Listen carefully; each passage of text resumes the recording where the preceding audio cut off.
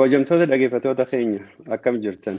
Kun sagantaa Harsadee Miidiyaati. Harsadee Miidiyaan torbaanitti guyyaa tokko dhimma Oromoo fi Oromiyaa, seenaa qabsoo bilisummaa Oromoo fi gootota Oromoo, akkasuma haala yeroo fi sochii bilisummaa Oromoo irratti hayyoota adda addaa mari'achiisuun dhaloota har'aa fi kan fuula duraaf seenaa fi kaayyoo qabsoo bilisummaa Oromoo dhugaa barsiisuu irratti hojjeta. Kanaafuu akka nu hordoftan kabajaan isin affeerra. Kabajamtoota dhaggeeffattoota keenya dursaa oduu gadda isin dhageessisuu barbaanna. Ji'a lamaan kana dabre keessa akkuma quba qabdan hayyoota hooggantoota adda bilisummaa Oromoo ciccimoo dhabuun keenya ni yaadatama.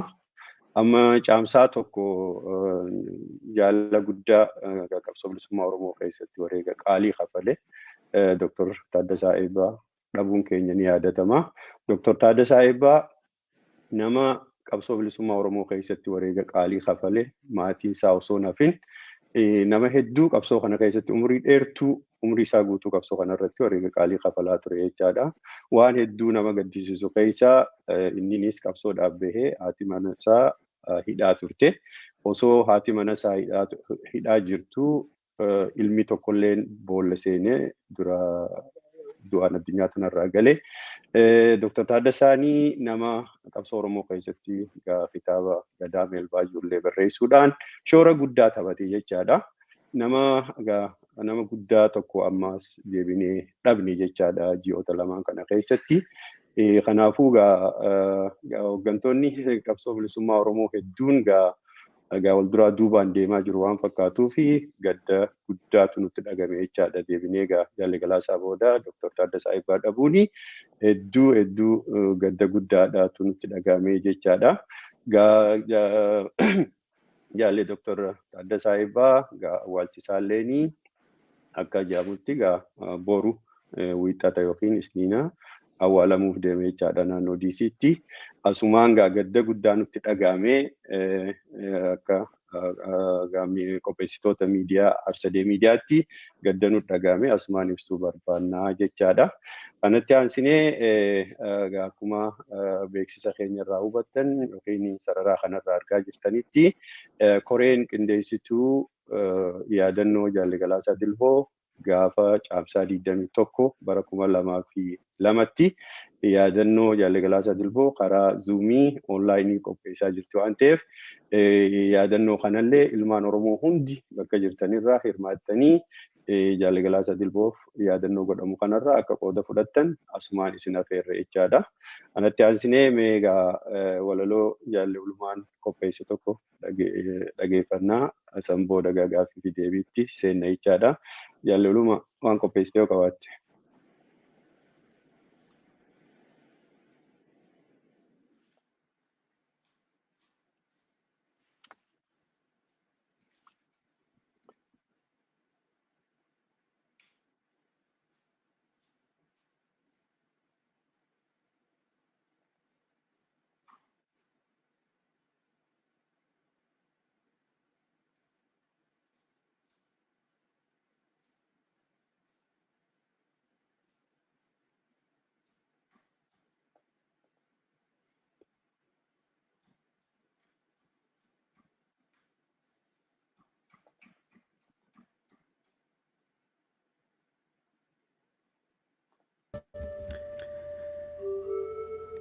Ejersa koo nagaatti.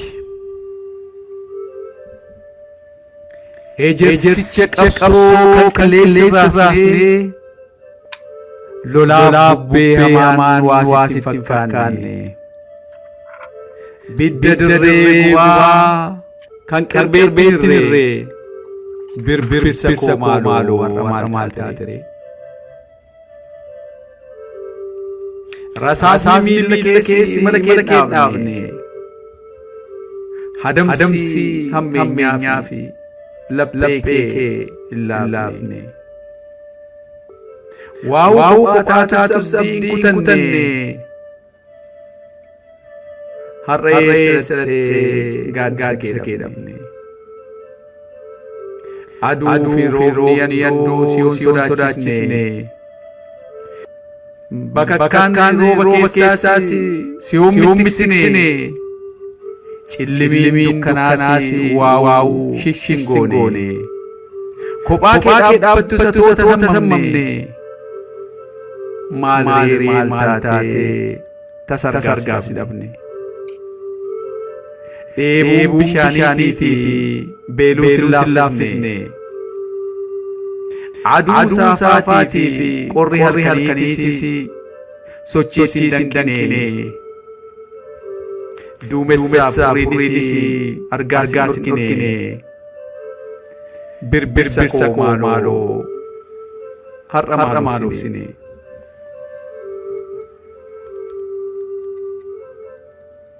atoo nuuf qorichaa daawwaa agartuuti maaliif nuuf obsine hanga nuuf ifutti tarii nuufattee waa nutti dallattee yaa ija sabaawoo maaloo ree maal taate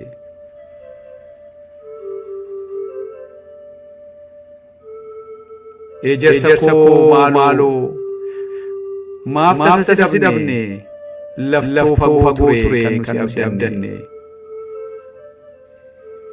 nu tokko taanee gorsa kee fudhannee godoo keenya diignee gaaddisan godhanne yaa ejersa qabsoo maaf tasa si dhabne nutoo hin qoofne gaaddisa hin qabnu kan jalattu keenya gurra waliif laannu laphee waliif laanne siif seenaaf bakka tole jennu bakka hin jirretti egaa eessatti godhannu mee takkaas deebi'ee hagaa gaabbinu dhugaa kee galchinee araara buufannu dhiifamunoota tokko ol jettee cubbuun kee nu galchu nutu si dagate dhiifamanoota al tokko ol jette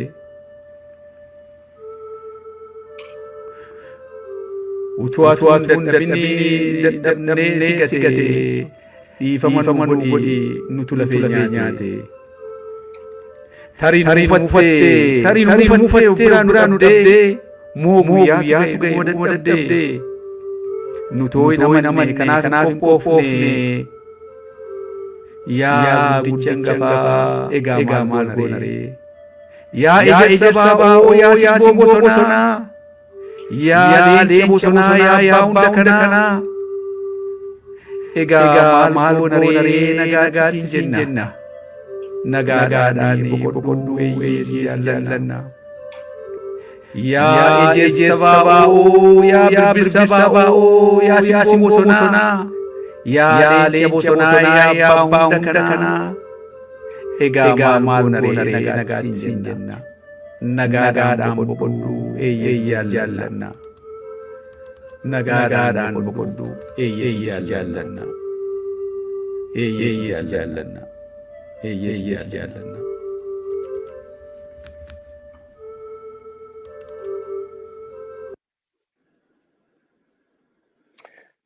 Waaw! Jaalaluma hedduu galatoomii walaloo ajaa'ibaati. Dhugumatti walaloo Jaalle Galaasaa malu. Waa'ee Jaalle Galaasaa akka itti dubbatanis akka itti ibsanis hedduu nama dhiba. Himanis fixuu hin danda'anii waa hedduudha. Waa hedduudha. Seenaa waggaa 40 oliiti. Himanii fixuun namatti ulfaata. Jaalaluma mee walaloo kana yoom qopheessite? Walaloo akkanatti bareedu kana qopheessuufoo maaltu si kakaase jaalaluma?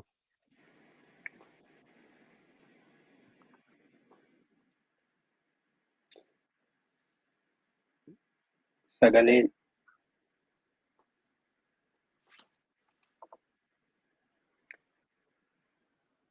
miyuutii irra jira. Naaf galcha. Walaloo kana kanani barreesse jaalammee guyyaa dhumanii Nu biraa darbuu jaalgalaasaa dhaga'uun ture. Gaafa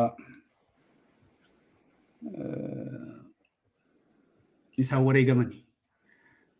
Dhuguma dubbachuudhaaf akkuma eenyuyyuu amanuu hin dandeenye ture. Akkuma walaloo korra kaa'ee. Ani walaloo Oromoon egaa wannuma adda addaatiin miira isaa keessaa waan danda'u tokko ibsata. Accordingly, utuu keessi koo na dhiiguutu harki kun Oromoo waan kana barreesse guyyuma sana. Dhugaadhuma kana waan keessa jiruuf ani barreesse jaalaamme. Miira gaabbii, miira gaddaa, miira naasuu keessa utuu hin jiru ta'u waan kana barreesse. Akkuma achirratti miira gaabbii yoon jedhu yeroo baay'ee utuu jenna, utuu nu biraa fudiddi. Sana keessa koo ture. Jaalgalaasaanii yennaa lubbuudhaan jiru waan baay'ee hojjeteera. Waan nu boonsu guddaa lafa nu kaa'ee darbeera. Waan nu hanqatantu immoo jiru hin quufne nuyi ammayyuu dhugaa dubbachuudhaaf. Hin quufne jechuun maali? Waan jaala kanarraati fudhachuu qabdu baay'ee jira ture. Gaarii inni nuu kennee cinatti wanta inni hawwi inni nuuf akeeke baay'ee jira ture.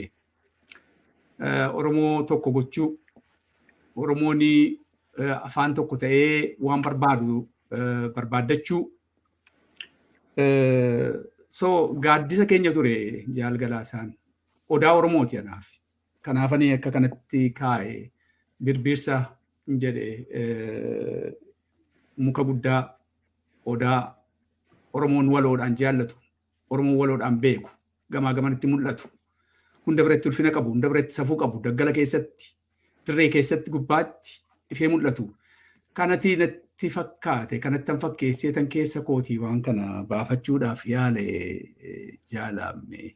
Walaloo kana walumaa galatti gahaa miti kuni jaalgalaasaadhaaf dhuguma.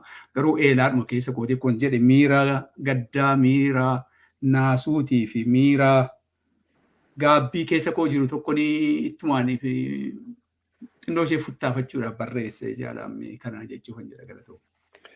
Hedduu galatoomii jaalaluma waan ajaa'ibaati.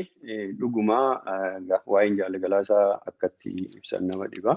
Jaalgalaasaa jechuun galmee qabsoo bilisummaa Oromoo waggaa 50ti.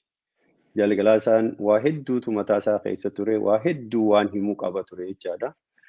Dhiiroo barreessee kaa'eera, dhiiroo namni irraa barreesseera hajuu ammallee gaafii ta'ee jira. Kanaafuu galanni kee bilisummaa haa ta'u, walaloo kana yeroo gabaabduu san keessatti gadda, miira waan hedduu sitti dhagahameerraa kaatee qopheessuu keetiif hedduu galatoomiin sin ja'a. Waan ajaa'ibaati. Mee Jaalebbaa Malkaa waa'ee walaloo kana amma yeroo gabaabduu kana keessatti walaloo bifa kanaan haalaan bareedu kana qopheessuudhaaf jaalolumaanii waan hedduu hojjetee akkamitti ilaaltame waan walaloo kana dubbanna? Gaarii waan yaadaa keessa nama seensisudha akkaataa inni itti dhiyeesse. Akkuma sila irraa ibsite egaa hoogganoota adda bilisummaa Oromoo baatiidhuma gabaabduu kana keessatti lammata dhabaa akka jiru kaasteetta Dr. Taaddaseenis akkasuma nama qabsoo bilisummaa Oromoo keessatti yeroo jalqabaarraa kaasee hanga gaafa lubbuunsaa darbuutti qabsoo kana keessatti wareegamedha. Maatiis jireenya isaas hojii isaas itti dadhabedha. Rabbii lubbuu isaa hamaaru jedha carraama kanaanii maatiin isaallee akkasuma jajjabina Rabbii haa kennuu fi miseensotaa fi deeggartoota adda bilisummaa Oromoo akkuma kana jajjabina Rabbii haa kennuuf jedha. Kan dhimma walaloo jaallalumaan barreessee kanarratti ilaalchisee walaloodhuma sanarraa fakkii inni duukaa kaasaa agarsiisaa walaloon sun dhaga'amaa turerraati waa hedduutu waa hedduu hubachuu danda'ama. Hedduus immoo namatti dhaga'amaa jaalgalaasaanii dhuguma nama kunillee itti xiqqaatudha. Garuu immoo amma danda'etti yeroo gabaabaa keessatti akkasitti walaloo kana barreessee dhiyeessuusaa fi galata guddaa qaba. Olumaa carraama kanaan galatoomii fayyaa ta'e ulfaadhuun jedhaan. Tole, Jaalabbaa Malkaa hedduu galatoomii. Gaariidha. Jaalli Galaasaanii nama wareega hedduu kafalee gaawaa hedduu akkaataan itti isa yaadannu hedduudha jechaadha. Mee akkamiin yaadattu Jaalli Galaasaa? Mee Jaalabbaa Malkaa sirraa hin ka'a? Mee akkamitti yaadattu Jaalli Galaasaa? Akkamitti yaadattu? Galatoomi. Jaal Galaasaa ani akkanitti yaadadhu carraa argadhetti kana dura barreeffamaanis miidiyaa irratti ibseera. Jaal Galaasaan nama hoogganaa utubaadha. Utubaa birbirsaati akkuma inni birbirsa jedhee. Utubaa qabsoo kanaati jechuun danda'ama. Yeroo haalli hamtuun turte keessatti haala hamtuu sana bifa citiidhaan qabee bifa bilchinaan qabuudhaan hamtuu sana keessaa akka dhaabbii adda bilisummaa Oromoo tarkaanfii tokko gara fuulduraatti tokko tarkaanfatu gochuu irratti nama ofitti fudhatee hojjetedha. Yeroo itti hoogganni hangi kun dhumu keessatti yeroo itti ofii isaatii naannoo sanatti dirree sana irratti qaama hoogganaa keessaa hafee keessatti haala akkasii nama mudate overcome godhanii yookiis immoo dhuunfatanii jaallan dirree jiranis jajjabeessanii itichanii deebisanii dhaabicha gadi dhaabuurra darbee dhaabicha akka inni gara fuulduraatti tarkaanfatu gochuun jabina isaa agarsiisa. Darbee yeroon kun yeroo ijoollummaa keessa inni yoo baay'ate 23, 24 kana gidduudha jechuudha. Jalqaba 20mootaa keessa nama ta'ee ba'aa ulfaataa akkasii nama ofitti fudhatedha. Yeroo sanatti seenaarraa dhageenya kana.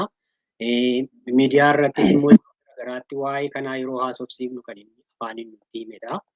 Jaallollumaan illee kanarraa waan yeroo gabaabaa yeroo argatetti haasofsiisee achirraa waraabbii isaallee qabudha.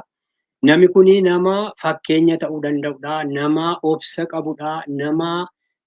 Nama hundumaa waliin nama ta'uu danda'u. Ijoollee wajjin, nama guddaa wajjin, barataa wajjin, wallaalaa wajjin. Viidiyoo amma inni walaloo irratti gadhiisaa ture yeroo ilaallu eenyuun akka inni ta'e ibsuu danda'a jechuudha. Sadarkaa ijoollummaarraa kaasee yeroo dargaggummaarraa yeroo inni dirree seenee qawwee hidhatee qawwee baatu yeroo inni itti immoo hawaasa keessa deemee hawaasaa wajjinis haasa'u hawaasee hammatee isa waliin jiraatu nama bakka hundatti ta'uu danda'u Jaal Galaasaanii. Kanaaf fakkoon kun mataan isaayyuu ibsuu danda'a. Hanga tokko ibsuu danda'a. Yoodhuma guutummaatti Jaal Galaasaa ibsuu baateyyuu.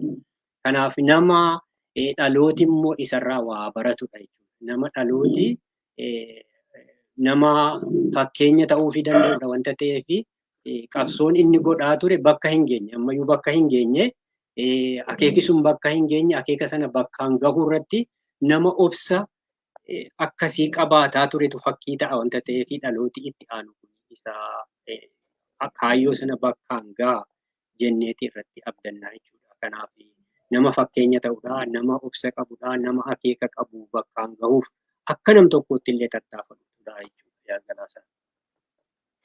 Tole, Jaalabbaa Malkaa hedduu galatoomii. Dhugaadha akkuma atuu jettee egaa amma Jaal Galaasaanii nama hunda ija takkaan laalu. Nama kun barataadha, kun hiyyeessaa, kun dureessaa jee addaan hin fille nama hunda ija takkaan laalu jechaadha. Keessaafuu mararfannoon inni qotee bultoota Oromootiif qabu hedduu osoo isaan hin jiraanne qabsoon Oromoo sadarkaa kanan geessu fajjuu qaba jechaadha. Hedduu uummata waa takkarraa agartee waa takka qabsoo kanarraan qusatin lubbuu ijoollee isaaniillee dabarsanii qabsoo kanaaf kennan uummata sadarkaa duraatti gartee qabsoo Oromoo kana sadarkaa kanaan gahuudhaaf wareega qaalii kafalee jechuudhaan yeroo hedduu qotee bultoota Oromootii fi qotee bultoota Oromoo naannoo qabsootti godhaa turanii hedduu galatoonfataa, hedduu mararfataa fi hedduu garaa isaa nyaata jechaadha. Hedduu isa garaa nyaatan jechaadha. Egaa yeroo hedduu waan dubbatu keessa akkaatumatti gartee jireenya qotee bultoota naannoo saniitti jijjiiranii fi kana hunda yeroo hedduu kaasee dubbata jechaadha. Hedduu inni sadarkaa haala jireenya uummata Oromoo keessa jiraatee waggaa dheeraa Jaalgalaa isaanii hoggana dirree qabsoorra yeroo dheeraa ture keessa sadarkuma addunyaattuu nama duraati jechaadha. Uummata san keessatti akkasitti ture waliin waan hedduu waan dabarseef hedduu mararfannoo qabaa fi qooda isaan qabsoo tana keessatti qabaniifis wareega isaan kafalaniifis hedduu kabajaa qaba jechaadha. Jaallaluma mee yeroo hedduu Jaalgalaa isaa haasofsiiftee turte waan adda addaa irratti waa'ee seenaa isaa tuttuquudhaaf waa'ee maatii isaallee waa hedduu kakaaftee waliin haasofsiiftee turte viidiyoo wayiillee waan qopheessitee qabda. Kanaafuu mee waan Jaalgalaa isaa irraa hubatte takkaahuu dhaloonni haarayni irraa baratu qaba. Waan uummanni Oromoolleen baruu qaba, dhaga'uu qaba jettu yoo jiraate Jaallaluma. Abbaan Malkaas akkasumas jaallame hedduu galatoomaa akkuma jenne waa'ee Jaalgalaa isaa yeroo xinnootti waan irraa dubbanneef innus miti. Jaalgalaa isaa jechuun ani nama kitaaba hedduu ba'uudha yoo waa'ee isaatti tuqne dhugaa dubbachuudhaaf. Jaalgalaa isaanii umriin ijoollummaa Jaalgalaa isaa kanan beeku baay'ee dura akkuma eenyuyyuu akkuma dhalataa Oromoo maqaadhaan hoggana adda bilisummaa inni ta'uudha kanan beeke. Dhumarratti immoo anis umurii ijoollummaa irraa kaasee miseensa adda bilisummaa Oromoo ta'ee haalaalatti wal beekuu irraa darbee hamma jaala qabsummaatti keessatti walitti dhiyeenyaan dhaannoo keessa wal barre.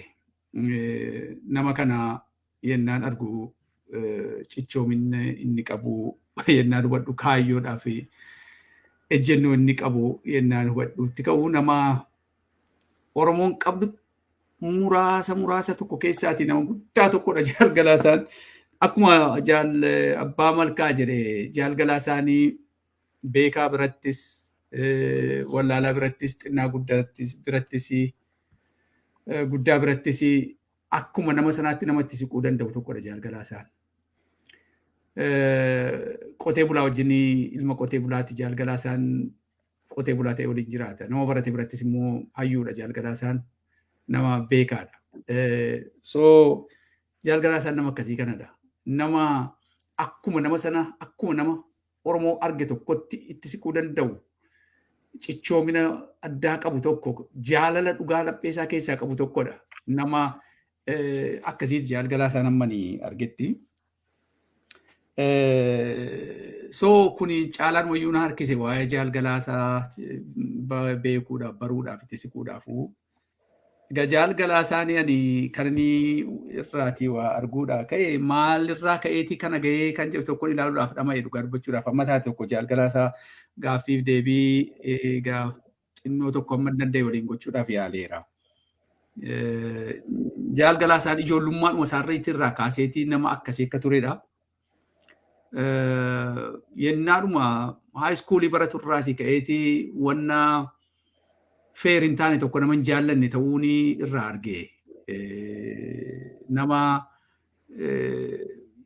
yennaa barataa gadaanaa ta'e irratti dafqaan bultoota ijaaree akka isaanii golobee mataa isaanii dhaabbatan gochuudhaan nama jalqabeedha. Seenaa ajaa'ibaati. Umurii waggaa mana 19-18 ta'eeti. Yeroo dukkana sana keessadha jechuu kan jedhe.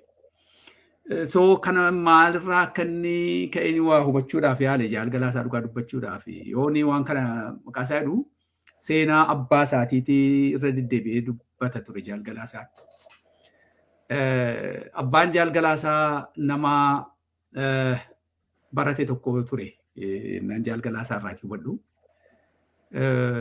Gara afaan 4-5 dubbata nama afaan Oromoo, afaan Amaaraa, afaan Xaaliyaaniffaa, afaan Faransaay, afaan Ingilizi nama dubbatu ture abbaan isaa. Bara sana keessa nama baratedha. Abbaan isaa kun mataan isaa nama mootummaa impaayiriitti irratti wanna injustice ta'e kana fudhachuu diduudhaan hojiin wasaayyuu dhiisee ofiisaatiin gajjallatti gadi wayii jiraachaa turee fi nama wanna unfair ta'e kana mormuu turee jedha abbaa isaatu jaalgalaa isaan. Hindida tureedha wanna ittiin fakkaanne kana. Jaalgalaa isaanii haala akkasii kana keessattiti wanna injustice ta'e kana mormuudhumaaniti mana barumsaa keessattuu akka jalqabedha. Mana barnootaa keessattis immoo baay'ee nama qara ture jaalgalaa isaanii on seenaa isaarraati amma ta'e tokko gaaffiif deebisaa wajjin godheessii namoota adda addaa irraa seenaan laalu. Bara sana keessa carraa alaallee bahee dorgommii students boy scout kan jedhamu bara 1970 ta'e keessatti impaaretti keessa namoota 5 biyyattii keessaa ba'anii Jaappaan deemanii dorgomanii deebi'an keessaa nam tokko ture jaalgalaa isaan aktiiviidha. Nama barnootaanis baay'ee cimaa akka turedha. Sochiidhuma hawaasummaa keessattis nama akkasii tokko akka turedha. Egaa kun ijoollummaan isaatii nama akkamii akka ture nama agarsiisa jaalgalaa isaanii. Nama qara sammuu isaatu durumaatii nama halaalaa waa arguu danda'u tokkodha. Nama waa tattaafatu tokkodha. Kan immoo abbaa isaatirraa akka fudhate fa'aan argaa waa'ee eessuma isaatii fa'aa tokko fa'aa dubbata ture jaalgalaa isaan. Yoo dubbatan yoo fakkaata namni fuuldura ofiitii waa argu tokko fakkiin suni maal akkatti uumuu danda'udha. Kanaafidha amma seenaan jaalgalaa isaa waan kaasnu. Inni maal irraa barate?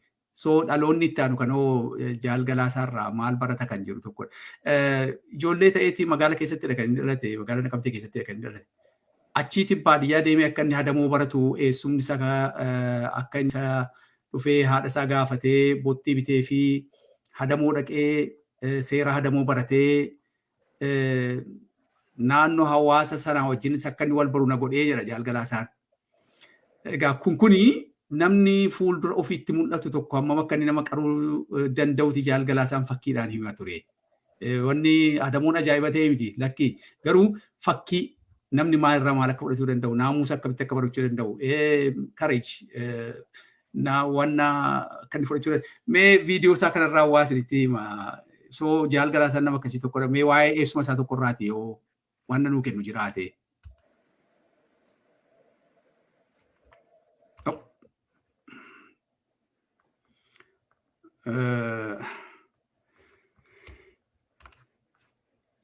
Al tokko na of galchaa.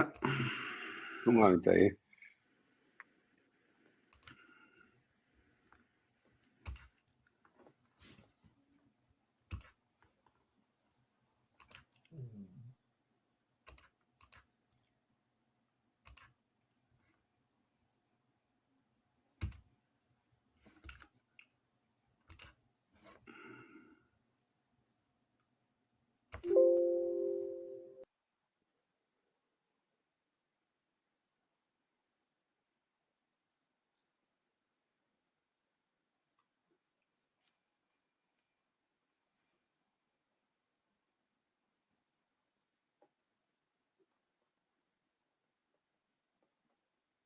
Harka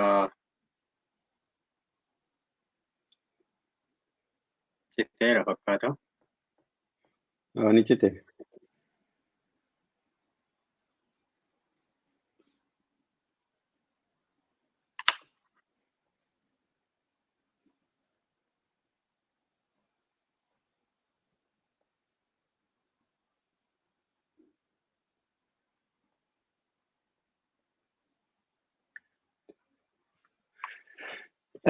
Tole, jaallibaa milkaa hanga jaallolumaan deebuutti waan amma jaallolumaan jee kanarratti waan dabaltu yoo qabaatte hanga jaallolumaan deebu. Yaa waan kanarratti wanta inni maatiirraa akka inni ofiin waa hojjechuu waan murteeffate bakkaan ga'u irratti akka inni achirraa barate darbee immoo waan sirna ala ta'e tokko yookaanis immoo dhiibbaa mootummaa irrattis ta'e hawaasa irratti ga'aa jiru tokko akka inni mormaa jiru nama mormuu achirraa maatiidhumarraa barate ta'uu isaatii argita. Darbee abbaansaa nama hojii mootummaa otoo hojjetu mootummaan dhiibbaa inni isarraanis ta'e hawaasarraan ga'u jibba hojii dhuunfaa mataa isaatti gabbu'ee hojjetee ta'uusaa eessumni isaa immoo akka Jaalgalaasaanii of danda'ee maatiirraa naannoo jiraaturraa bahee lafa fagoo deemee bifa adamootiin haa ta'u iyyuu malee hawaasaa wajjin akkamittiin oolee buluu akka danda'u akka inni irraa baratuuf nama eessumni isaa isa kakaase ta'uusaa darbee immoo yeroo adamoo dhaqee jedhu kana seera adamoon ittiin adamfamu waan hordofamuu qabu waan godhamuu qabu achitti nama baratee dirqama waan qabsoo fudhatee bahees akkuma fakkeenyaatti illee sana fudhatee yeroo qabsoo keessa jirullee seeraa fi naamusaa waan itti bobba'anii tokko kabajuu danda'u irratti nama hojjetu ta'uu isaatii agarsiisa. Kanaaf isa kanatti irraa hubachuu danda'ama jechuudha jaallalummaan deebi'eeramaa. Okay.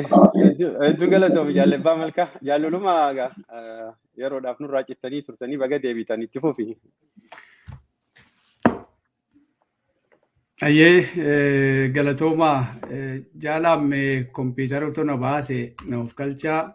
Kaan eessuma kooti. Eessumni koo nama sammuu kiyya keessaa yeroo hundumaa hin banneen obboleessa haadha kiyyaati. Nama jalqabaa fi adamoo waan jedhamu na barsiisedha. Mana keenya dhufee haadha kootiin mucaa kee kana abidda jala teessistee dhuma taa'aa oolurraa maaliif ergitee adamoo dhaqee baratu gurbaan kun jedheen jecha. Wanni sun na barsiise waa'inni waa'ee Oromoos yeroo waa'ee Oromoo irrattis dammaqnee saba Oromoo irrattis dammaqnu uummata aadaa ajaa'ibaa qabu tokko akka ta'e. Wanti humnaan walirraa waa ofiif godhanii fi walii godhan akka hin jirredha jecha. Seeraan bitamaadha. Amma gaafa adamoo sana nu jalqaba malkaa jalatti walitti walgeenye hundi warra adamsuuf deemu. Abbaan malkaatu jira. Abbaan malkaa suni hin eebbisee jechaadha. Na seera himee jechaadha. Eebbisee bineensa hamaarraa sin haa qabu, maa walitti darbuurraa sin haa qabu, maaloo jedheetu eebba kennee asii hanga asii achi hanga akkasitti adamsitu warraa jedhe jecha.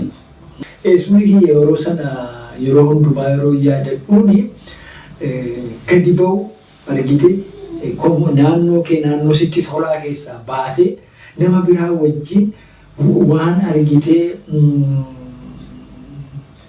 riskiis qabu tokko itti seentee barachuu na barsiise jechaaf yeroo dureetii jiru isa yaadadhan ture waan akkasii kana. So walumaa galatti wanna kana kan inni kaasee fi jaalgalaasaanii nama fuuldura isaatii jirurraatii nama waa barachuun hin danda'amaa jedhee amanu tokko ta'uu. Kanan kana kaaseef maali seenaa hayyuu kanaa kan kaasnuuf seenaa goota kanaa kan kaasnuuf daafii qabaafidha. Daafiin kun immoo maali jaalgalaasaadhaaf waa godhaatiif miti yookaan isatu bakka deebi'ee irraa buufataadhaaf miti lakki. Gaariin inni hojjete gootummaan inni raawwate cichoomina inni qabu kan innaa kaasnu seenaa kana hubateeti dhaloonni dhufumootti anaannatee akkuma jaalabbaa malkaa jedhe qabsoonni eegale kana fuulduratti ceessuudhaaf galmaan ga'uudhaaf waa irraa barataafidha jechuudha. So nama fuuldura isaa jirurraatii nama waa barachuudhaaf yeroo hundumaa qophii ta'eera jaalgalaasaan umuriidhuma ammaa kanatti illee jechuudha. By the way carraan argadhe isa wajjin taa'e keessatti jaalgalaasaanii hooggantoota isaa baay'ee leellisa. Hooggantoota isa dura turan sana hundi isaanii warra na caalanidha jedha. Warra utuu narra jiraatanii saba kanaaf waan ajaa'ibaa hojjechuu danda'anidha jechuudha. Sach nama akkasii nama arjaa jechuudha. Nama anatu kana godhee jedhu tokkotu hin ta'in akkas waliin goone isaantu kana godhee krediitii isaantu qabaa nama jedhudha jaalgalaasaan jechuudha. Kanan irraa arge jaalgalaasaarraa kanarraa irraa baradhe maayinni kan biraa cichoomina isaati. Cichoomina ajaa'ibaa qaba. Gootummaa ajaa'ibaa qaba jaalgalaasaan. Gaaffii tokkoon isa gaafadhe seenaa keessan irraatii jaalgalaasaa seenaan keessan barraa'ee hin jiru. Kanaafiyyuu dhaloonni wannatti argeerraatii dubbatu tokko dubbisu tokko hin qabu jedhetanii itti kaase. Jaal Galaasaan gaaffii deebiinsaa gabaabduu tokko turte. Seenaan jiru jiraate seenaan kun kan dhaabichaatiidha. Seenaan kun kan hawaasichaatiidha. Seenaan kun kanneen qaqqaalii uummata kanaaf wareegamanii walii galaatiidha jechuudha. Goota akkasiiti, arjaa akkasiiti. Dhuunfaa isaatti utuu lubbuun jiru iyyuu dhuunfaa isaatti kireediitii nama barbaadu turre Jaal Galaasaan. Yennaa kana jennu kanarraati waan barannu qabna. Hankooti wanni kun utuu hin ta'in hankeenya kan sabichaati kan dhaabichaati jedhee amana Jaal Galaasaan jechuu hin jedhe. Egaa goota akkasiiti Jaal Galaasaan. Mee waa'ee gootummaa isaa kana yennaa kaasnu waa'ee shinnigaa keessumatti Jaal Galaasaa eenyu akka ta'e kan agarsiisudha. Kwaalitiin mee kanumaan inni ofirraa gabaabsa. Tole hedduu galatoomii amma waa lama asirratti hubanne jechaadha. Amma Jaal Galaasaanii fairness nama waan fairness ta'etti amanu unfairness ammoo waan unfairness ta'e nama fudhanne irraa baranne jechaadha. Anillee mataan kiyya yeroo hedduu amma yeroo waliin haasofnu waan hedduu himamuu qabu waan namni dhaga'uu qabu hedduu qaba. Jaal Galaasaa maaliif waan kana baateen dubbanne yookiin maaliif waan kana barreessinellee yookiin numa goonaa jechaa ture. Waa hedduu qaba jechuudha. Galmee hedduu waan silaa namni irraa baratu waan silaa namni dhaga'uu qabu hedduu qaba ture. Egaa waan hojii rabbii tiksuun hin danda'amu waan rabbi jedheetu ta'a. Akka tasaa nurraa deeme jechaadha. Amma kana qofaa miti waa hedduu amma qabsoo keessatti jalqabatti waan adda bilisummaa Oromoo mudate keessa amma tuutee turte akka inni hogganoota isaa dinqisiifatu jaallan isaa dinqisiifatu paartii jechaadha. Adda bilisummaa Oromoo dhaaba jalqabatti balaan hamaan isa mudate. Egaa akkuma jirutti waa'een shinniggaa kuni jireenyuma qabsoo Oromootuufuu isumaatu utubaa ta'ee qajuugaa hedduutu jira. Jaallan hogganoonni adda bilisummaa Oromoo Ayyiduree adda bilisummaa Oromoo yeroo sanii Jaalli Magarsaa Bariitii fi itti aanaa Ayyiduree yeroo sanii Jaalli Gadaa Gammadaa dabalatee miseensota koree gidduutii fi ajajoota waraanaa hedduutu bakka sanitti egaa shinniggaa tingoonni kun Onafiiq shinnigga bakka jedhamtutti egaa shiftoota Somaaleetiin bakka takkatti wareegame jechaadha. Wareegamuu qofa osoo hin ta'in yeroo sanitti gaadiinni namootuma gartee Oromoo kanaa'u amantiidhaan qooduudhaaf yaalii godhee ture jechaadha. Garuu murtiin jaallan sanii maal ture? Nuti Oromoodha.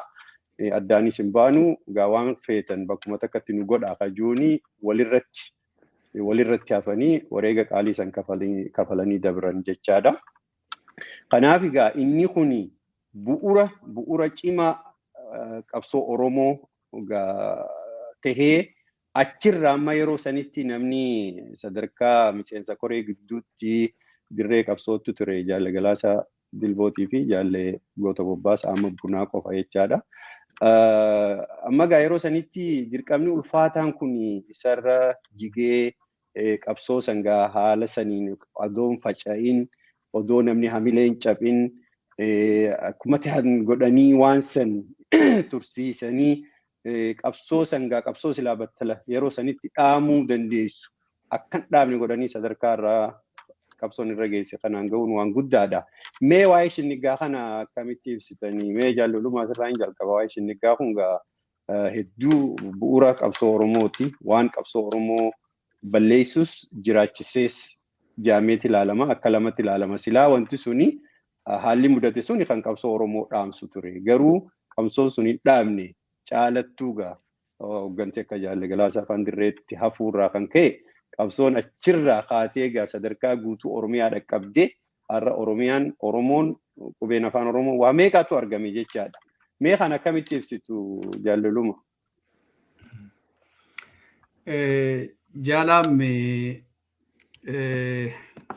waa'een seenaa shinnigaa kun dhaloonni Oromoo keessumattuu dhaloonni bilisummaa barbaadu haqa uummata kanaa barbaadu waan kana baruutu irra jira jedhee amana. Eessaa kaanee har'as jirra. Qabsoon kun haala akkamii keessa deemee as jira. Jedhee yoo waan kanarraa qorate haala abdii kennaa guddaa tokko yoo jabaatee hojjete waan barbaadu argachuu akka Oromoon danda'u waan irraa barachuu danda'a jedhama manaan. Cichoomina jaallan kanarraa fudhate. Fakkii bareedaa eenyuyyuu hin qabne seenaa boonsaadha waan kudhan Oromoodha waliigalaatiif. Seenaa Shinnigaay seenaa addunyaa jijjiire akka ilaalutti an dhugaa dubbachuudhaaf. Oromoon egaa kan isaa kana hin qanansiifatu hin kunuunsuufatu irratti baay'een dubbatu jedheetan ilaala malee dhugaa dubbachuudhaaf ani duuluma biyyoota addunyaa kanarratti keessatti beekame keessatti yennaa duulli tokko ta'ee jedhu hogganni yennaa wareegamu qabsoon tokko hin dhumata injifannoodhaan xumurame jedhameeti ilaalama ture dhugaa dubbachuudhaaf. Ammoo iyyuu akka kanatti ilaalama. Biyyootuma adda addaa kana ilaaltanii wal'aansoo hamaa kana keessatti yennaa hogganni du'ee jedhu qabsoon hin golbamte xumuramte. Seenaan Shinnigaa garuu waan sana jijjiire, completely jijjiire. Egaa naannofnee yoo ilaalle bara sana keessa yennaa bara 80 sana keessatti yennaa hoggannoonni sun dhumanii qormaata hamaa keessa turanii baay'ee gaaffiif deebii Jaal Galaasaa wajjinii godhe keessatti waan sana irratti. Yeroon sun yeroo hamtuu turte yeroo Somaaleen dhabamsi Itoophiyaatti duultu yennaa Itoophiyaan immoo Somaaleetti duulu nurrattis duulu dhiphoo akkasii hamaa kana keessatti jiraniiti qabsoo sana ciniinnatanii tursan jaallanii qaqqaaliin sun. Hogganni 11 sun immoo yennaa hogganni 2tu waan sun dirreetti hafanii imala sana irratti akka sanatti dhumanii seenaa 2 hojjetan. Seenaan tokko maali? Seenaa ilmaan halagaa, ilmaan Habashaa Oromoo irratti hojjechaa turan shira sana doomsan. Oromoon dur maal jedha ture? Aniif ati Islaamaaf Kiristaana jedha. Warra waliin agarra walii warra hin taane jechuudha. Kun trendii halagaan uumedha, Habashaan uumedha. Sana diigee hogganni yeroo sana. Dhiiga isaaniitiin sana dhiqaniitii darbani. Lakkii Oromoon tokkodha. Islaamni isaas, Kiristaanni isaas, kaabni isaas, kibbi isaas, baay'ee isaas, dhiyaasii isaas jedhe jechuudha. Dirree sanatti hogganoonni wal ga'anii hogganoota bahaas, giddugaleessaas, dhiyaas, kaabaas, kibbaas dhufan turan jechuudha. Kun tokko achirra immoo darbanii immoo amanteedhaan waliin hin hiriin gootawwan hogganoota qaqqaalii wareegaman turani. Suni seenaa tokko jijjiire. Seenaan kan biraa wanni ta'e hogganni sun immoo yennaa wal faana dhuman immoo hogganni keenya hayyuun har'a lubbuudhaan namni waa'ee isaa yaadannu Jaal Galaasaan wanni isaan hojjetan wanna ajaa'ibaa tokkodha. Normaalii yennaa abdiin kutamee namnuu karaa fiiguudhaan malutti Jaal Galaasaan fa'aa wanna sana akka inni itti qabe. Hin naane, hin bir'anne, hin gadde keessa isaatti hin dhokse waan sana hin qabe. Waraana hin dhokse hogganni sun dhumu Jaal Galaasaan. Baay'ee umuriin isaan gaafadhe naasana Jaal Galaasaan umuriin kennaa sana meeqa taatannaan 22-23 jechuudha. Imagine at that age bishin akkasii, hoggana akkasii, qarummaa akkasii, gootummaa akkasii. Kun seenaa addunyaatii fi wanna anaa fi galmee guddaa uumuudha jedhee tan ilaala. Soomee viidiyoon isa gaafadhe tokkoon wantatti kanarraati biliqisin agarsiisee tan itti deebina. Al tokko na of galchaati.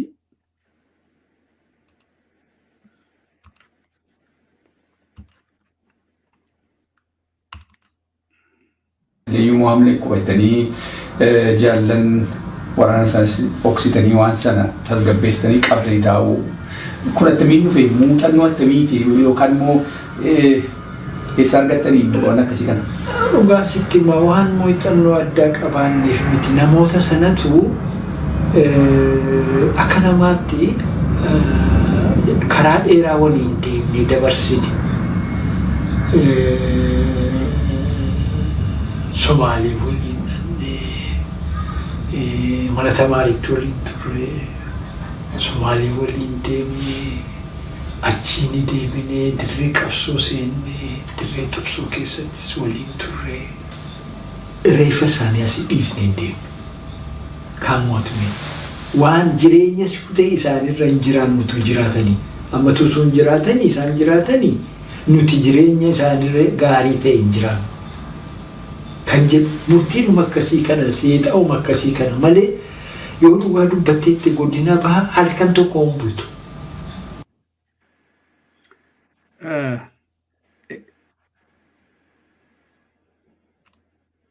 Egaa look kutannoo ammanaa gootummaa akkasii waan hin amanamne jechuudha.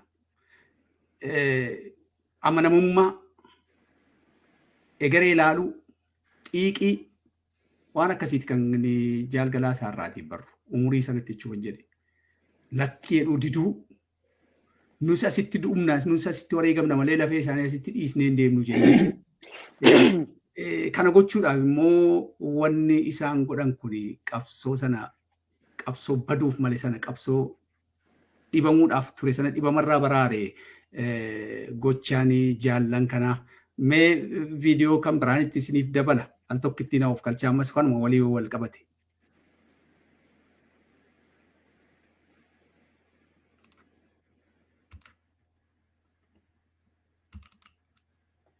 Akkam goona jennee waan kana akkamitti qabnaa humnatti immoo hin himnu lakkii humnatti hin himnu kana murtiin kiyya hin himnu humnatti maal jennee himnu namoonni aganagaan kan irra jiran dhumanii waatu hafe jenneetti himnamu maal ittiin jenna maal goonare haa taa'u silaa'uu karaa adda addaa already dhageetaa oduu adda addaa dhageetaa afaan keenyaan baafnee hin himnu maal goonare karaa kana karaa isaan irratti wareegaman kana banne erga inni isa sanaan birka qunnamtii goone ergaa warra alatti hafee lubbuun jiranii irraa arganne itti dhiyaanne itti himna yeroo fedhe illee haa fudhatuuti. Okay jennee jedhamee kanarratti walii galee jechaadha. Mana walii galee obsinii kennedha. Bara 1988tti du'anii amma ani gartuu biraa Moqdishootti erguudhaaf qopheessine. Goota Bobbaasin kan durfamee deemu. Isaan kana qopheessinee bakka daangaa isaan irraa bakka isaan irraa ka'anii deeman hanga ga'utti isinii walii malee deema malee jedheen jecha. Achis naannoo sana sarguu gabbiuma Somaaleetu jira. So nuti yeroo sanatti lubbuu mataa keenya akkuma hin beektaa erga isaan darbanii uumaatti ni turre. So ani gaa waraanatu na dhowwaniitu maal jedhaniin waraana wajjin ka'e kutee jecha. Dhaqee bakka Somaaleetti dhiyoo tokko ta'u jechuun nurraa fagoo xiqqoo fagoo ta'e tokkotti shiftaa warra hawwiyyaa tokkotu jira. Somaalee galbee jedhan tokko Konoreela tokko Ahmad Nuur jedhaniini Mahamad Amanuu Mahamad Ali Nuur jedhan Mahamad Ali Nuuri isa kadhadhee namoota kana nagaan nu dabarsiin jedheen nan dabarsa uumaa miti nuun jedheen afeeree isa gaarii nu qabate hiree gaariin qabaaru tokko nu qabalee jara sana namatti godhee Hargeessaadhaan ga'ee jecha. Isaan achi ga'anii jaallanii wal qunnamanii deebistanii qunnamtii saaqxanii jechuudha. Qunnamtii saaqnee achi isaan immoo waanuma yuunifoormii waan tokko ijoollee dhaqxetti fe'anii nutti erganii sunis nu ga'ee jecha. Yoom nu ga'a nuyi ayyaana Januwaarii 1982 godhachuu jechuun nu ga'ee jecha. Waggaa lama. Gaafa sana muka dhaabnee baandiraa keenya walakkaatti goonee hogganoonni keessa waggaa lamaan har'aa dhumanii Somaalee harkatti jennee itti himne jecha. Baay'een nama baganuttu nimiin gaafa simaa kan jedhe argite ni facaana.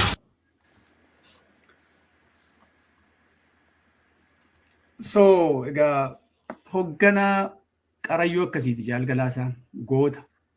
Imagine iddoo jaallan sun itti dhuman itti deebi'e. Xurree isaan deeman irra deemnee kaayyoo isaanii galmaan geenyaa jechuudha. Bara lakkoofsisne waggaa lama keessatti sana milkeesse jechuudha. Sana milkeessee jaallan qabsootti jiran waraana iccitii sana itti hime. Already lafa qabataniiru, sirnaniiru, jabaataniiru jechuudha. Hogganoota sana maleeyyuu jiraachuu hin dandeenya jedhanii hamma isaan ofirratti hirkannoo uummatanii amantii uummatanitti tikseeti sana booddeetti himan. Goota qaalii akkasiiti Jaal Galaasaan hayyuu akkasiiti. Egaa kun maal nu barsiisa har'asii dhaloota kanaaf maal fayyadaa? Yennaa dukkana sana keessayyuu hamma kanatti cillimii dukkanatti jedhiibe Jaal Galaasaan. Dhaloonni har'a jiru immoo ifa qaba dhugaa dubbachuudhaaf fakkii fuulduraa gaarii akkasii qaba jechuudhumaa fi kana kaasna Jaalaan seenaan isaa baay'eedha dabbatamee nu galatoomaa waan akkasiin arge Jaal Galaasaa irratti haala itti siqeen kanuman jedha. Waaw hedduu galatoomii jaaloluma waan ajaa'ibaati hiriyoota isaa jaallan isaa hogganoota isaa irra balaan geessuun osoo isa mataa isaa abdiin kutachiisiin itti fufee ergaa karatti hafte san galmaan gahuusaa waanuma ajaa'ibaati. Waan hedduu irraa baratamu jechaadha. Hoggana jechuun maal akka ta'e, hoggana jechuun dirqama akkamii akka ba'atuu qabuu fi naamusa akkamiin akka hojjetuu qabu barumsa guddaatu bakka kana jira jeetiin abdadda. Egaa dhaloonni Oromoo har'aa seenaa Jaalli Galaasaa Dilboorraa waa hedduu baratu qaban qajuun dhaamsa dabarsuu barbaada. Asirraayis maaliif muuxannoo guddaa barumsa guddaatu bakka kana jira. Har'a namni keenya waa'ee waliin dubbatu maaliif waa'ee seenaa Jaalli Galaasaa kanarra deddeebitanii dubbatan warri ja'ullee dhabamu maaliif kanaas ibsuu qabna jechaadha. Barumsa guddaatu bakka kana jira. Muuxannoo guddootu bakka kana jira. Dandeettii guddaatu bakka kana ture jechaadha. Har'a sadarkaa qabsoon Oromoo turtee fi sadarkaa har'arra jirtu kana warri haaluma har'aa qofa keessatti iflaalu. Qabsoon kun laayyumatti as geesse jedhee yaaduu hedduu waan jiruuf qabsoon kun akka laayyootti as hin gahin. Qabsoon kun waan adda addaa wareega qaalii adda addaa itti bahuudhaan haala gaaga'aa hedduu keessa dabruudhaan akka sadarkaa har'aa kana geesse akka hubatan barsiisuudhaaf kana godhaa jirra jechaadha. Osuma as keessaan bahin waa'een Shinnigaa kun egaa jiraachuu fi dhabamuu qabsoo Oromootiif murteessaa ture. Garuu qabsoo Oromoo jiraachise. Jiraachisuu qofa osoo hin ta'in yaadannoo wareegamtoota Oromoo bara gabrummaarraa ka'ee hanga har'aatti jiru hundaa'u sabni Oromoo akka National Memorial Day isaatti guyyaa yaadannoo biyyoolessaa Oromiyaatti fudhatee bakka jiru hunda ayyaaneffachaa yaadachaa jira jechaadha.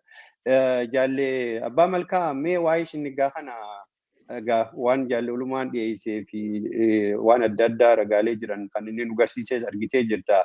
Mee maal itti hidhaata? Akkamitti ilaalta waa'ee Shinnigaa kana jaalle Abbaa Malkaa? Waan inni itti hedduu hin qabu. Maaliif nama gaafa sana yeroo sana turetu bakka sana turetu waan irra turee fi keessa ture haasa'ee ibse wanta ta'e viidiyoo ammaatiin Jaal Galaasaanii waan inni irra hedduu itti dabalu hin qabu. Garuu namooti yeroo sana dirreetti hafan Goota Bobbaasii fi Jaal Galaasaan hooggana yeroo sana hafan ta'uu isaa isin silarraa kaastanii jirtanii. Hoogganuma achitti hafe tokko of biraa dirqamatti kennee deemsisee kophaa isaa dirreetti hafuu isaa immoo irraa argita. Darbee immoo Jaal Goota Bobbaasiis ani qaamaan illee yoon arguu baadhee nama yeroo sana haala akkasiinaa sana keessatti rakkoo sana keessatti hojii quunnamtii dirree alaatti dirreerraa gara alaatti baasuuf bobba'e ta'uusaa kunoo Jaal Galaasaarraa viidiyoo isaarraa dhageenye. Qaamaan yoo arguu baadhilee namni kun immoo wantoonni rakkoo sana keessallee darbee dirree dhihaatti illee dhufee nama sadarkaa hoogganaatti waajjira kaartuumirraa nama hojjetaa ture ta'uu isaan seenaa isaa beekaa. Qaamaan hin argine garuu gootummaa inni achitti dalagaa ture illee waa hedduudha namoonni yeroo waa'ee seenaa hoogganaa kaasan Jaal Goota Bobbaasii nama jabaa, nama murataa, nama Sudaanota kanaan Arabiffaa waan beekuuf yeroo Sudaanota kanaan walii galullee nama afaaniin sawabii akka gaariitti walii galuu fi waan ofii barbaade akka inni dhaabichaa godhamu gochuu irratti nama cichee hojjetaa ture ta'uu isaatii beekaa. Kanaaf hoogganni achitti hafte haa xiqqaattu nama lamallee haa taatu nama jabaa nama kaayyootti cichutu waliin hojjetee jennaan akeeka sana bakkaan ga'uuf qabsicha gara fuulduraatti tarkaanfachiisuuf nama danda'u ta'uusaa fakkii ta'uu isaanii irraa arguu dandeenya. Jaalgalaasaa fi Goota Bobbaasee irraa jechuudha. Maqaa sana yeroo dhaga'een Goota Bobbaaseen kaartuum turuu isaa immoo yaadadhe jechuudha. Sirriidha. Hedduu galatoomii. Amma akkuma viidiyoo kanarraa ilaalle amma Jaalgalaasaan bakka takkatti waan jedhee qaba. Carraa gaarii dhumaan qabaa jedhe. Carraa gaarii dhumaan qabaa jedhe. Balaa hedduurraa hafuu isaatiif jechaadha. Amma isa malee miti. Amma qabsoo Oromoo kana yeroo 3 dandamachiisee jechaadha. Adda Bilisummaa Oromoodha.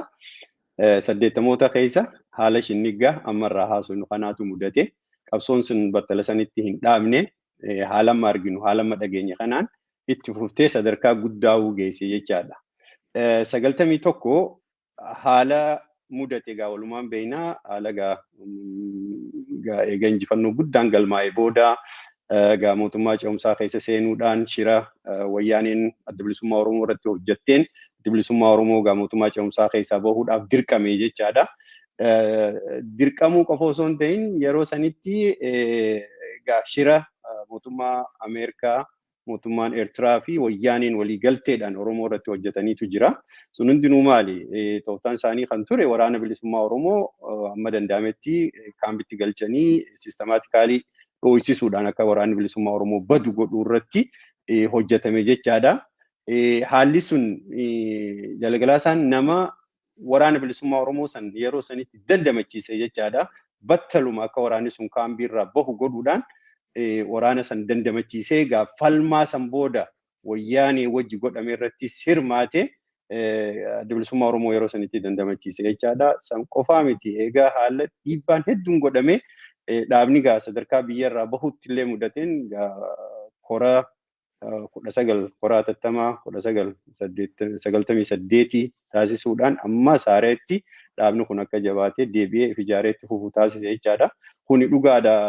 Carraadhuma hiree gaarii qabaachuuti. Kana hunda namni tokko bifa kanaan qabsoo kana dandamachiisuun kuni seenaa qabsoo Oromoo keessatti mee akkamitti yaadatameettanii yaadamee jaallabaa malkaa ol dura duubaan. Waanuma kana hundaa'u akkamitti yaadachuu qabna maalirraa baranname?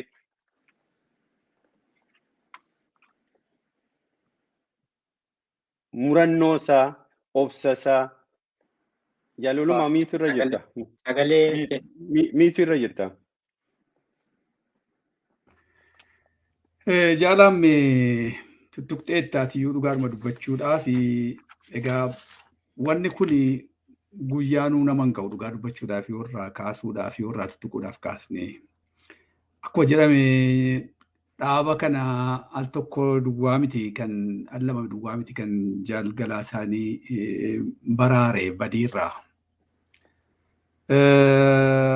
Inni shinnigaay qabsoo isa dhumaa ture jechuu danda'ama dhugaadhuma dubbachuudhaaf.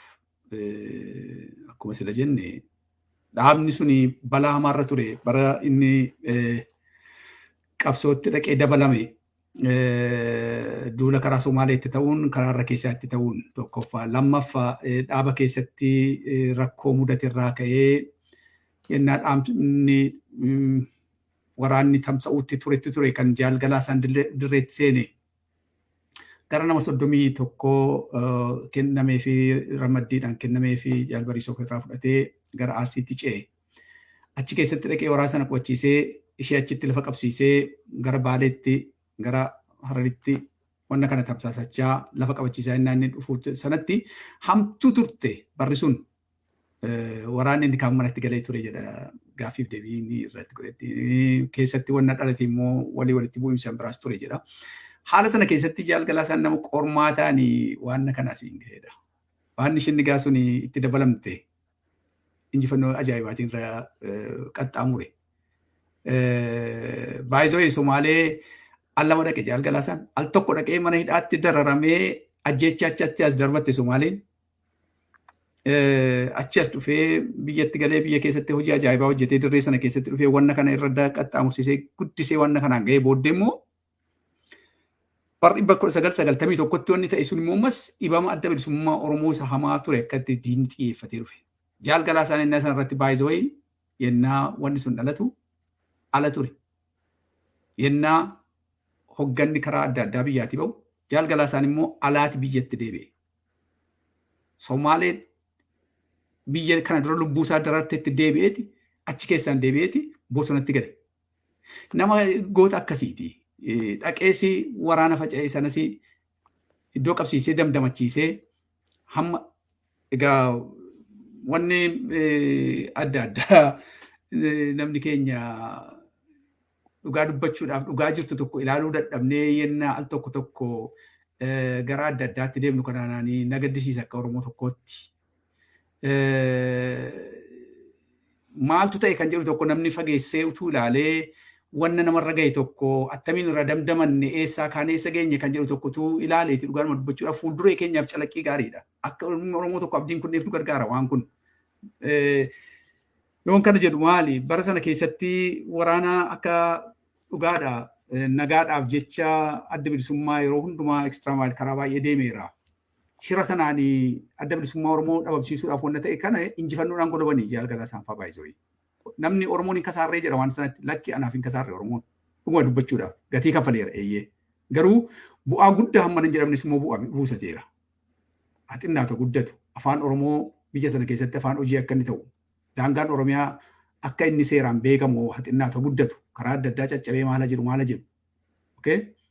Uummata sana immoo qabsoon suni baadiyyaa kaabaa kibba ga'uu kana hundumaa goota gumaachanii turan Jaal Galaasaan fa'a. Achi as deebi'anis immoo waraana jarri sun shiraataatti hojjetan immoo deebi'ee lafa qabsiisee lolee lolchiisee Jaal Galaasaan bakka qabsiiseera bara sana keessa jechuudha. Akkuma Jaal Ammeen jedhee kora sabaa bara 1998 sana milkiidhaan xumursiiseera dhugaa dubbachuudhaaf. So kwaalitiin fi murannoon Jaal Galaasaa dubbatameen dhumu. Baay'isooyi altama sadii carraa alaa argateera. Ameerikaa deemeera yennaan bara sana keessa Ingiliz dhufeera. Garuu deebi'ee dirreetti deebi'ee Jaal Galaasaan. Jecha isaa tokkoon isinitti interviyuu koorraa qaba. Hogganni tokko gaafa biyya isaarraa waraanni tokko gaafa biyya isaarraa buqqa'u badaa jedha. Kanaaf iyyuu hundee irratti biqilee irraati fagaachuu hin qabu amantee nama qabudha Jaal Galaasaan jechuudha. Hamma dhumaattu hamma murteen isheen dhumaa gara Asmaraatti deemuutti taatetti Jaal Galaasaan cichoomina akkasii nama qabu ture. Goota akkasiiti. Kanarraati waan barannu anaa fi Oromoof baay'eedha. Caalaa jaallan isaa utuurraa dubbatanii jaallan isaa walii wajjin jiran dhugaa kan utuu ba'anii dhaloota kanaaf ani qoricha jedheetan ilaala. Walaloo Kosiraa keessatti kan jedhe kana gaabbii maal taane eessatti maal taane dhugaa waliif galchuu haqa dubbachuu Oromoodhaaf falakaa kun Oromoon furgaafachiisa qabsoo isaa jedhetan amana. Gootawwan akkasii baay'eetu jiru adda bilisummaa Oromoo keessa. As baaniin dubbatan dhugaa dubbachuu afaan nama gaddisiisu. Safuu qabu. Garuu dhugaa kana dubbachuun dhaloota dhufuu fi furmaata kennaa akka kanatti ilaala jaalaamme. So wanni kun seenaan kun dubbatamuun isaa akkuma jenne Jaal Galaasaadhaaf galaa ta'a miti. No Oromoodhaaf galaa ta'a. Dhaloota bor dhufuuf galaa ta'a. Wanna barbaannu sana akka uummanni kun beekuuf eessaa kaanee eessa geenye boriifoo cichoominni yoo qabaate namni aarsaatti kafalullee milkoomuu akka inni danda'u akeeka jechuudhaaf hin jedhee galatoomi jaalala. Tole jaalaluma hedduu galatoomi. Jaalabbaa Malkaa wanti daatu. Wanti hedduun egaa dubbatameera waan murannoo fi jabina isaan jaarmiyaa keessatti agarsiisaa turan hooggana isaan agarsiisaa turan. Akkasuma immoo darbee interviyuu garaagaraa irratti yeroo Arsadee irratti haasofsiisaa turre waan jaarmiyaa Oromoo kana irratti waan haasaan qabu yeroo baay'ee waan dhimma Oromoo fi dhimma jaarmiyaa Oromoo yeroo kaasnee gaafannu ejjennaa jabaa tokko qaba Jaal Galaasaan. Addi bilisummaa Oromoo caccabeera jedhee fudhachuu qabaa hoogganni akkasitti fudhachuu qabaa. Addi bilisummaa Oromoo yoo caccabeera jedhe maaltu isa caccabsee akkamittiinis immoo furmaata argataa isuma biraa hoogganuma kana bira jiraa jedha. Ejjennaa akkasii qaba. Kanaachi lakkii anoo addi bilisummaa Oromoo anuma jedhee yaabiyaan dhaabni inni kunis inni garasiis anuma yoo jedhee dubbata ta'e ofumaa of sobuus uummata sobuus ta'a malee isa jedhu qaba. Dhuguma immoo hamma ammaatti jaarmiyaan adda bilisummaa Oromoo yerooma garaagaraatti akkuma waakkoo ofirraa cita. Isa kana rakkoon kanaa akkamittiin furamaa hooggana jirutu jaarmiyaa caasaa jirutu taa'ee furachuu qaba. Achii kaasee immoo furmaati isaa maali jedhee immoo isumatu furmaatatti kennuu danda'a. Kanatu hin godhaminiti qabsoon hanga kana itti dadhabamee hanga kana wareegama itti kaffalamee wareegama lubbuus wareegama qabeenyaas wareegama fedhii waa hunda Jaalgalaasaan nama fedhii isaa fedhii dhuunfaa isaati qabsoo kanaan qixxeessuu hin feene qabsoo kanatu caala jedhee fedhii isaa hagabsedha jechuudha. Nama akkasiitu rakkoo kana keessaa baatee qabsoon kuni akeekisee bakka ga'uu qabdi jedhee nama itti amanudha jechuudha. Kanaaf yoo ammallee gara fuulduraatti illee rakkootu jira jaarmiyaa keessa rakkootu jira. Rakkoo sana furmaata soquu kan danda'u nuyi nama kan biraa miti nama jaarmiyaa kana ala miti. Jaarmiyaadhuma kanatu qaamuma wal dhabe kanatu furmaata kennuu danda'a jedhee yoo amaneti qabsichillee gara fuulduraatti bakka gahuu danda'a. Kanaachi alagaattis hidhatanii miti jaarmiyaa alagaa waliinis deemanii miti isa kana ejjennaa Jaalgalaasaati jechuudha. Ammallee taanaan Oromoon jaarmiyaan isaa jaarmiyaa politikaa 2-3 haa ta'u yoo inni wal ta'ee akka jaarmiyaa tokkootti yookaan gaaddisa tokko jalatti ijaaramee hin sochoone alagaan garmalee dhumatti taphata. Isa tokko harkatti qabateeti isa tokko rukutaa jechuudha. Kun immoo deddeebi'ee ta'aa ture ejjennaan Jaalgalaasaa kana qaba ture jechuudha. Kanarraati waan Asmaraatti ta'e yeroo ulfoon ijaaramu yeroo darballee kaaseen ture. Nama jaarmiyaa adda bilisummaa jaarmiyaa adda humni tokkummaa bilisummaa Oromiyaa ijaaramuuf qabsoo godhaa turan keessaa bu'aa buusan keessaa tokko Jaalgalaasaati. Rakkoo kanaan dura jaarmiyaa IFLOtiif adda bilisummaa Oromoo gidduu ture furuu irratti wareega guddaa kan kaffalan yaada gumaacha guddaa kan kaffalan isaan keessa turan isaanii turan jaarraa fi Jaalgalaasaa turan. Jaarmiyaan sun akkaataa itti ijaarametti silaa rakkoo Oromoon hanga ammaatti qabaataa ture kana furmaata kennaaf ture. Garuu ilaalchi itti hin kennamin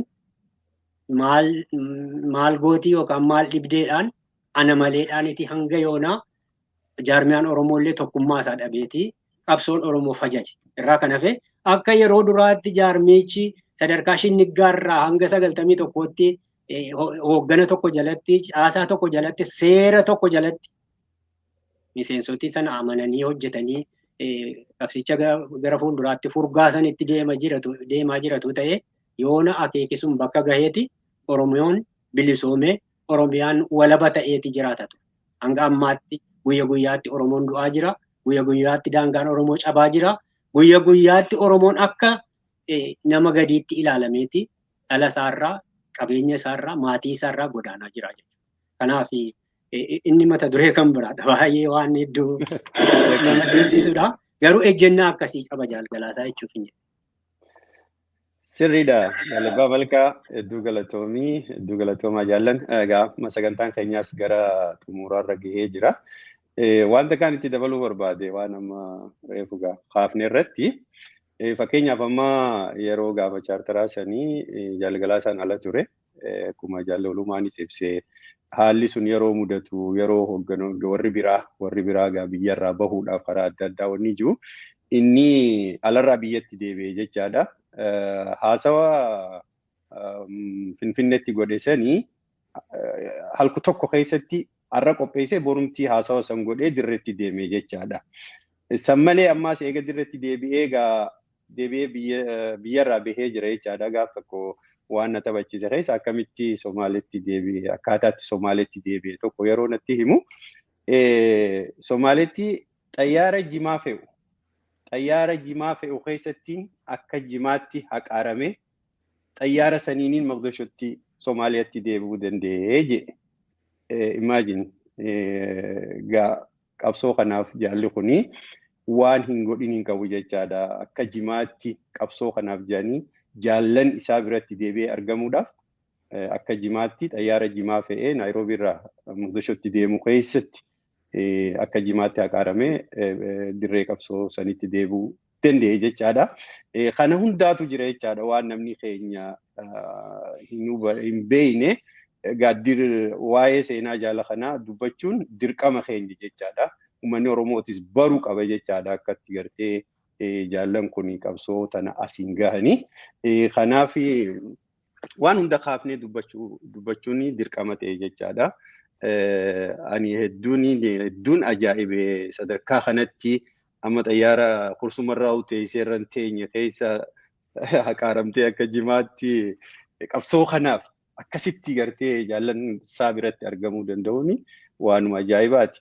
Jaallan sagantaa keenyaas gara xumuraarra gahee jira. Akkuma beekamu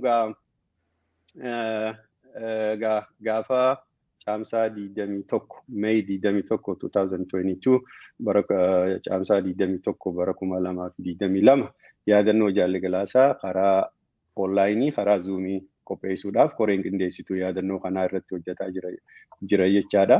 Kanaafuu mee waa'ee yaadannoo kanaa laalchisee waa'ee guyyaa kanaa caamsaa 21 kana laalchisee mee isilachuutu dhaamsa uummata Oromootiif qabdan waa'ee akkaataatti gartee guyyaa yaadannoo kanarraa hirmaatanii dhaamsa yoo qabaattan.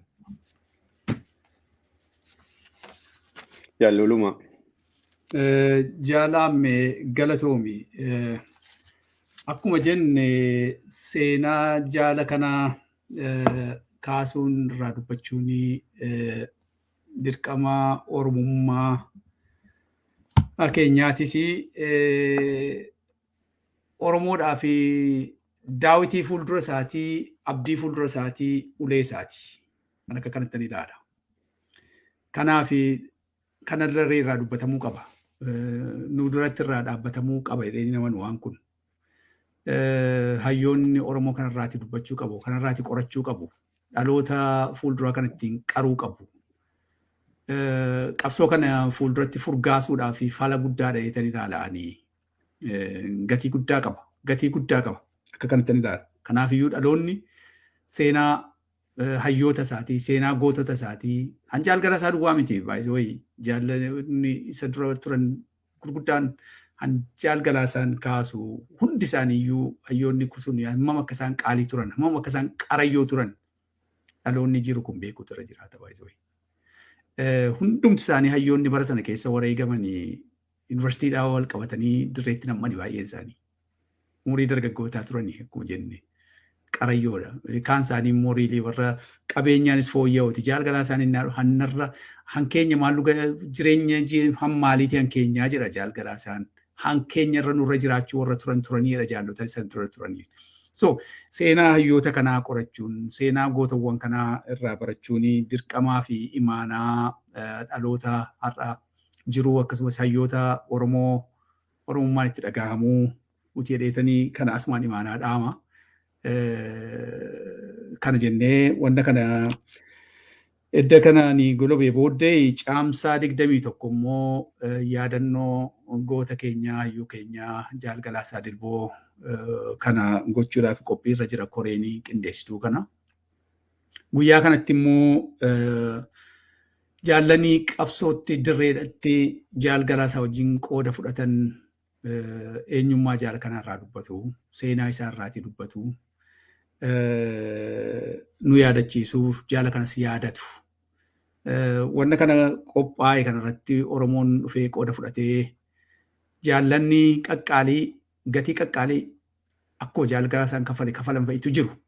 Jara kana biratti argamnee maal inni qabsoon kun eessaa ka'ee eessa ga'e maaltu ta'e han jedhu tokkos duukaanuma akka irraati qooda fudhatanii akka Oromoo tokkootti afeeruu barbaada kanneen nu dhagaan Oromoota carraa kanaanii wanna kana argachuu danda'anii fedhatan ilaala. Kanaaf iyyuu guyyaan kun guyyaa itti seenaa jaala kanaas kaasnu seenaa imaanaas dabarsinuudha jettanii ilaalaan akka ilaalcha kootiitti. Jaallan hambaa qabsoo ta'an illee guyyaa kana keessatti irraa argaman irraati illee utuu isaan lubbuudhaan jiranii wanna isaan dhaammatan irraa fudhachuun akkuma ammaa kan akka walaloo koo keessatti gaabbii xiiqii gaddaaf utuu hin ta'in utuu isaan lubbuun jiranii utuu gaabbiin utuu irraa waa dhageenyeeti bu'aa nuu qabaa jedheetanii ilaala. Akka kanattanii maqaa isaadha. Miidiyaan umtii ilmaan Oromoo carraa akkasii qaban illee seenaa jaala kanaa dabarsuun dhaloota kanaaf bu'aadha. Qabsoo kanaa fi ida'ataadha. Furtuudha. Gargaartuudha jedhanii ilaala. Kanaaf iyyuu ija saaqqatee hundumtuu akka ilaalu. wanni kun kan uummatichaati kan dhuunfaa eenyuyyuu miti kan eenyuyyuu bu'aatti kireediitti itti fudhachuudhaaf miti akka kanatti ilaalamee dhaloota jiruu fi seenaan kun akka darbuu namnuu wanna kanatti akka qooda fudhatu jira galatoom jaalamme akkasumas abbaa malka. Tole jaallaluma hedduu galatoomi jaalle abbaa malka.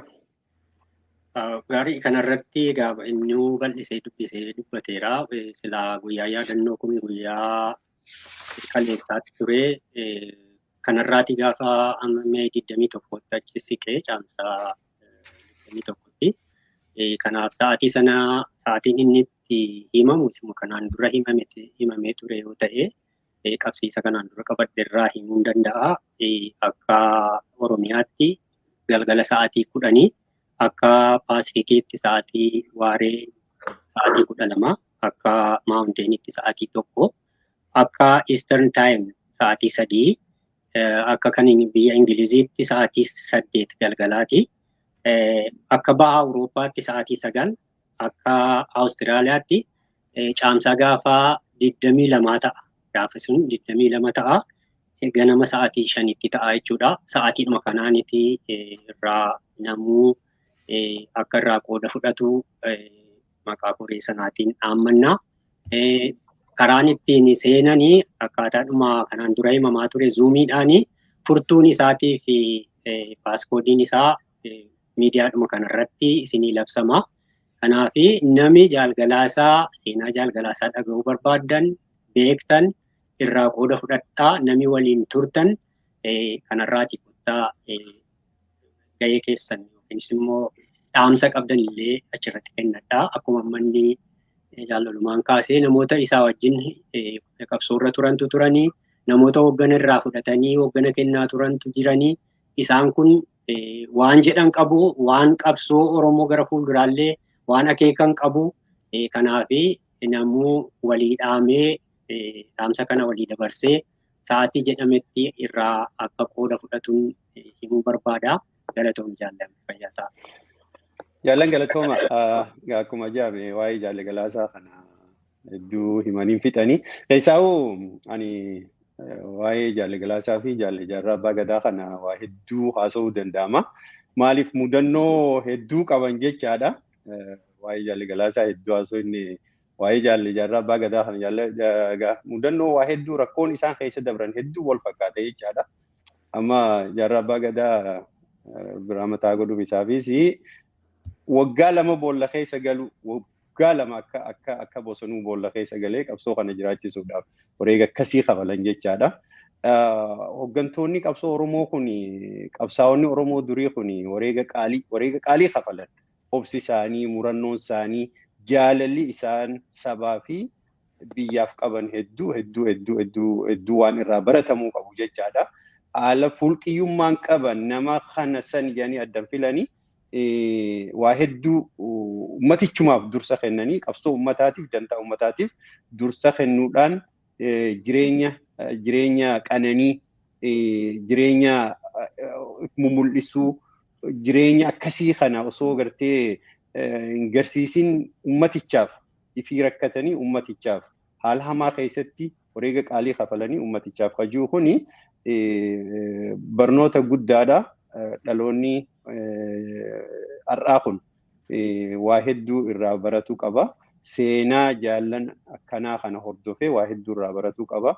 Seenaa akkaatuma qabsoon Oromootun eessarraa kaatee eessa geesse haala akkamii keessa dabarte abalufaan shoora akkamii taphatan qabsoo kana asiin gahuudhaaf hajuu kana tokko tokkoon seenaa gootota Oromoo kana barachuunis barbaachisaa ta'uusaa asumaanii dhaloota haaraya dhaloota har'aa kana dirqama inni gara fuula duraa ba'atu deemuufis waan inni keessatti iflaaluu danda'uu fi irraa baratuu qabu asumaan dhaabnaafi jechuudha.